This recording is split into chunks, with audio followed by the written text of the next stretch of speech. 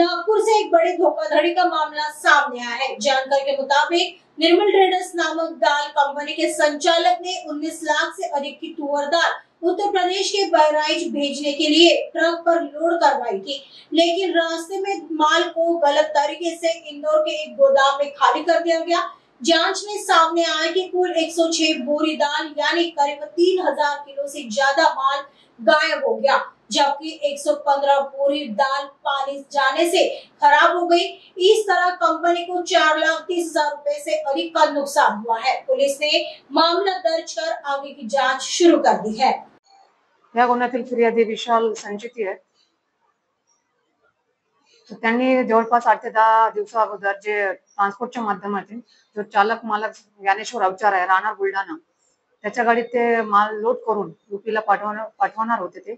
त्याचप्रमाणे माल लोड झाला आणि यूपी करता गाडी निघाली। 14 चक्का गाडी आहे ती। त्यामध्ये जवळपास 1000 तूरच्या डाळीचे कट्टे होते। त्यांनी इंदोर मध्येच गाडी थांबवली आणि त्यातला बरेचसा माल त्यांनी तिथे विकलेला आहे।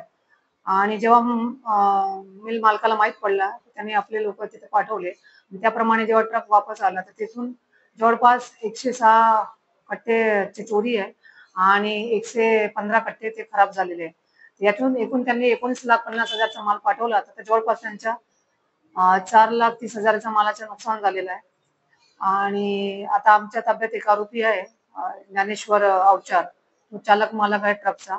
त्यासोबत 3 आरोपी अजून आहे। एक साहिल खान आहे, तो औरंगाबादचा आहे, आणि एक लाल बच्चन आहे, तो भवानीनगर पारडीचा आहे।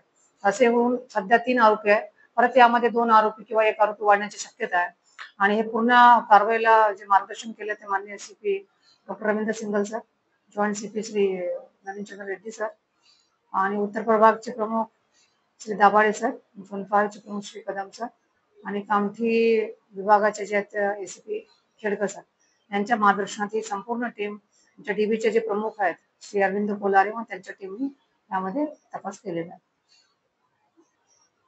नाही, इंट्रोगेशन मध्ये असं आलं की आरोपी हा फर्स्ट टाइमच आहे, तो चालक मालक आहे। त्याला काही लालचीच्या ठिकाणी म्हणून हे केलं की आपण असं विकलं तर आपल्याला जास्त फायदा होईल, याच लोभापोटी त्यांनी हे कृत्य केलेलं आहे। यापूर्वी आरोपींवर कुठलेही गुन्हे दिसत नाही आहे। आणि याच्यात जवळपास भरपूर माल आमच्या जप्त होईल। ट्रक आहे, त्यात जवळपास 30 लाखाचा आहे, आणि चोरीचा माल आहे ते आम्ही जप्त करणार आहोत।